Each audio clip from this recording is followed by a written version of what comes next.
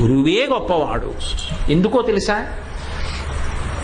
భగవంతుణ్ణి పట్టుకునేటటువంటి మార్గాలు రెండు ప్రధానంగా ప్రతిపాదిస్తారు. ఒకటి మర్కట కిశోర న్యాయము, రెండవది మార్జాల కిశోర న్యాయము అని రెండు చెప్తారు.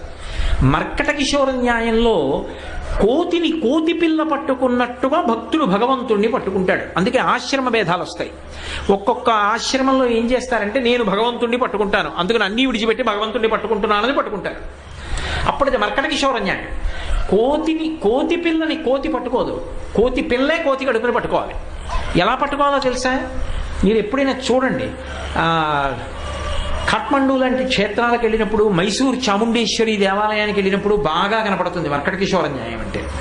చిన్న చిన్న పిల్లలతో కోతులు తిరుగుతూ ఉంటాయి. ఓ గోడ మీద కూర్చుంటుంది కోతి, దానికి కడుపుని పట్టుకుని ఉంటుంది పిల్ల. అమ్మ కూర్చోగానే వదిలిపెట్టేస్తుంది, వదిలిపెట్టేసి అది కూడా పక్కకొచ్చి కూర్చుంటుంది. కోతి ఎంతసేపు కూర్చుంటుంది?